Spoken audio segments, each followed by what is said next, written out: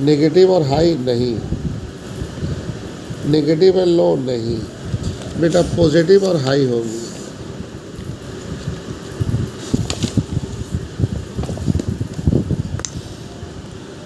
सी number बेटा, positive और high होगी। उसका वजह क्या बेटा? उसका ये वजह ये है कि प्रोडक्ट डिफरेंशिएट है, प्रोडक्ट अलग अलग है, तो इसलिए cross elasticity of demand positive होगी, क्योंकि कस्टमर जो है सही तरीके से प्रोडक्ट का सिलेक्शन नहीं कर पाएगा। प्रोडक्ट देखने में एक है लेकिन सब अलग अलग है, इसलिए cross elasticity of demand positive होती है। और हाई इसलिए होती है बच्चा कि कस्टमर प्राइस का मेजरमेंट नहीं कर पाता है, वो ब्रांड को देखता है और उसका पेमेंट कर देता है।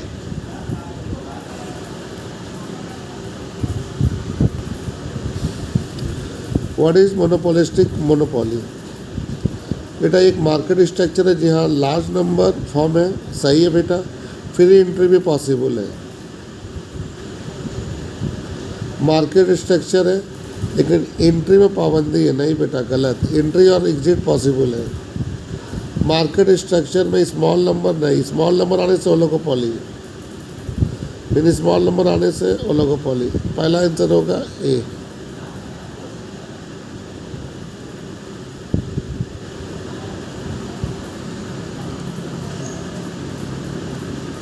What is the nature of demand for product in a monopolistic competitive market? Product का डिमांड कैसा होगा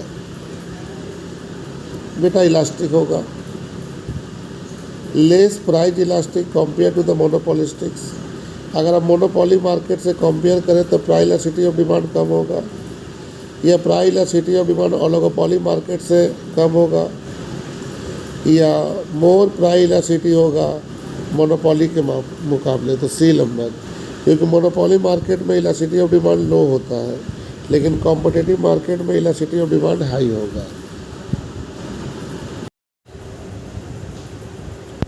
Which of the following statement is true for both monopolistic and oligopolistic industry? यानी कि इसमें आपको ये बताना है कि वो मोनोपोलिस्टिक इंडस्ट्री और ओलिगोपोलिस्टिक इंडस्ट्री दोनों में पाया जाता हो। It is impossible for new firm to enter into the industry, गलत, क्योंकि इसमें न्यू फर्म एंट्री ले सकता है। Collection and creation of cartel is common. Production can not benefited from no in other firm. The firm have some degree control over the price, yes। बेटा monopoly market और oligopoly market में firm के पास ये right है कि वो अपने price के ऊपर कंट्रोल कर सकता है, यानी कि अपने सामान का दाम बढ़ा भी सकता है और घटा भी सकता है। देखिए उसका जवाब यहाँ पर है, the firm in monopolistic competition has some degree of price setting power.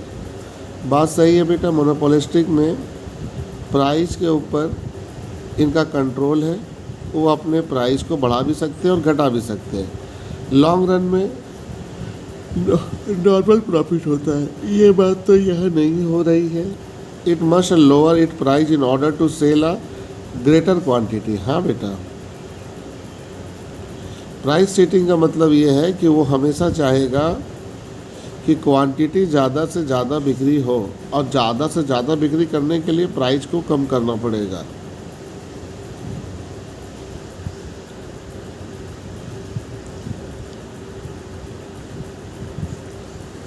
Firm in monopolistic competition always will set their price above the marginal cost, and economic profit set their price equal to marginal cost। नहीं बेटा, importance है मोनोपोलिटिक्स competition में हमेशा बेटा price जो होती है वो मार्जिनल कॉस्ट से हाई होती है, प्राइस हमेशा मार्जिनल कॉस्ट से ज़्यादा होती है।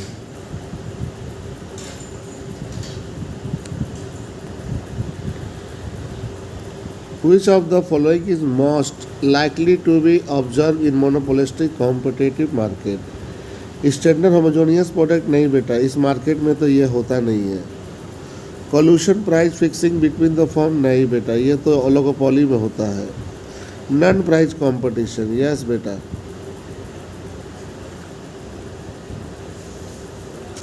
नॉन प्राइस कंपटीशन बहुत ज़्यादा देखा जाता है मोनोपोलिस्टिक्स में, जैसे एडवर्टाइजिंग कराना, मतलब प्राइस में कोई कमी नहीं हो रही है, मतलब प्राइस जैसा है वैसा ही रहेगा।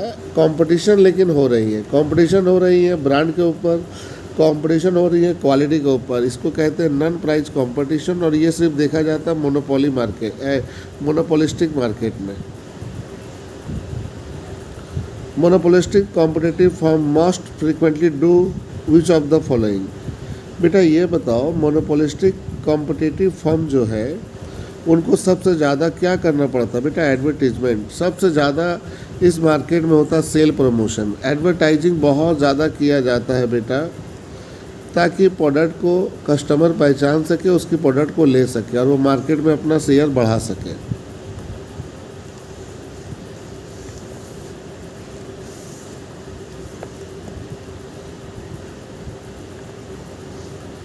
इन monopolistic competitive industry the firm are not sensitive, गलत। फर्म सेंसिटिव रहता है बेटा प्रोडक्ट को लेकर। Amount of variety in a product same as a perfectly competitive, गलत। क्योंकि बेटा आपको मालूम होगा मोनोपोलिस्टिक मार्केट में डिफरेंशिएट प्रोडक्ट बेचा जाता है और परफेक्ट कंपटीशन मार्केट में होमोजेनियस प्रोडक्ट बेचा जाता है। Non price competition, yes, monopolistic market में नॉन प्राइस कंपटीशन देखा जाता है बेटा। Firm in monopolistic competition make the product that are, बेटा मोनोपोलिस्टिक कंपटीशन में जो फर्म प्रोडक्ट तैयार करता है वो एक दूसरे के क्लोज होता है, लेकिन परफेक्ट सब्स्टिट्यूट नहीं होता। ये बहुत इम्पोर्टेंस है, इसी को कहते हैं डिफरेंशिएट प्रोडक्ट, इसी को कहते हैं डिफरेंशिएट प्रोडक्ट। डिफरेंशिएट प्रोडक्ट जो होती है बेटा देखने में एक जैसा लगता है, लेकिन बेटा उसका कोई परफेक्ट सब्स्टिट्यूट नहीं होता है, इसको याद रखना बेटा। मोनोपोलिस्टिक मार्केट में जो प्रोडक्ट होती है वो क्लोज होती है, लेकिन वो परफेक्ट सब्स्टिट्यूट नहीं होती है। फीचर ऑफ मोनोपोलिस्टिक कंपटीशन, यानी कि कैरेक्टरिस्टिक्स ऑफ मोनोपोलिस्टिक कंपटीशन में कौन कौन सा फीचर है ये बताओ। लो रेशियो, नहीं बेटा। Product differentiate, yes. Monopolistic competition market में प्रोडक्ट डिफरेंशिएट होता है। हाई कैपिटल रेशियो नहीं है। एडवर्टाइजिंग अब्सेंस, मतलब इस मार्केट में एडवर्टाइजिंग नहीं होता, गलत है बेटा, गलत है, इसीलिए बी आंसर होगा, प्रोडक्ट डिफरेंशिएट। इस मार्केट का एक ही फीचर है प्रोडक्ट डिफरेंशिएट, और दूसरा फीचर था एडवर्टाइजिंग के ऊपर बहुत खर्चा किया जाता है, और यहाँ लिखा है कि नहीं, एडवर्टाइजिंग नहीं होता है। तो ये तीनों फीचर नहीं है, खाली बी नंबर है।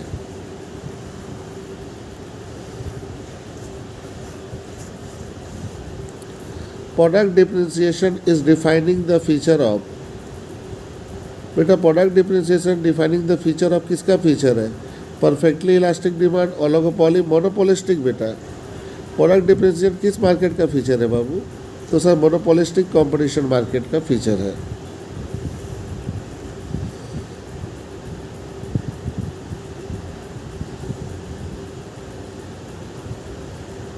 Monopolistically competitive industry has a small number differentiate product, बेटा differentiate product।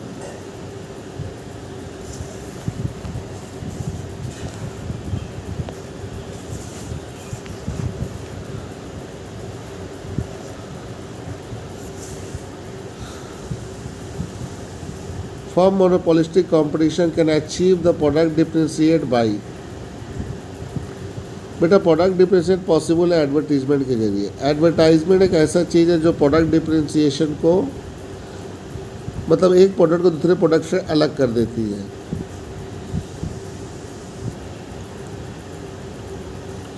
The characteristics of monopolistic competition is that each firm face perfectly elastic demand नहीं, खाली इलास्टिक डिमांड फेस करती है, परफेक्टली नहीं। हाँ, डाउनवर्ड स्लोपिंग डिमांड कर्व, ये तो एकदम 100% है, क्योंकि इसमें डिमांड का डाउनवर्ड स्लोपिंग होता है, ऊपर से कहाँ आता है, नीचे की तरफ।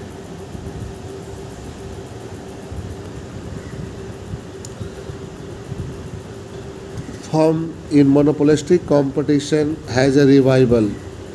बेटा इस मार्केट में जितने भी फर्म है, लोग आपस में कंपटीशन लड़ते हैं किसके ऊपर, प्राइस बढ़ाने के ऊपर, या कॉमन प्राइस के एग्री के ऊपर, या प्राइस को घटाने के ऊपर, या set their price according to demand. बेटा कंपटीशन लड़ते हैं वो लोग कि वो लोग अपनी प्राइस को फिक्स करते हैं डिमांड के हिसाब से। डिमांड ज़्यादा है प्राइस बढ़ा देते हैं, डिमांड कम हो तो प्राइस घटा देते हैं।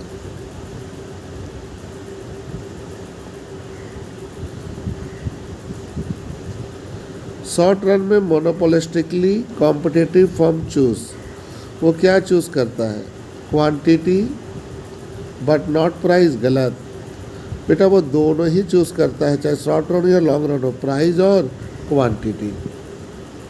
कितना प्राइस बढ़ाना है या कितना क्वांटिटी घटाना है, उसके दोनों के ऊपर डिसाइड होता है शॉर्ट रन और लॉन्ग रन में।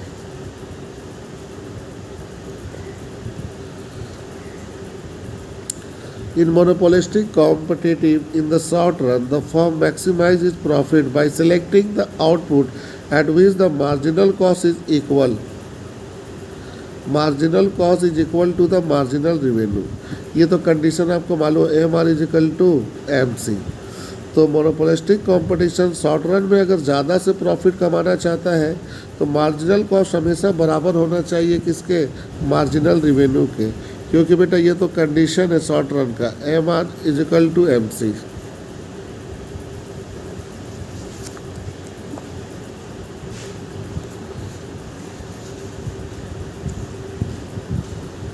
In a monopolistic competitive firm, marginal cost curve shift upward।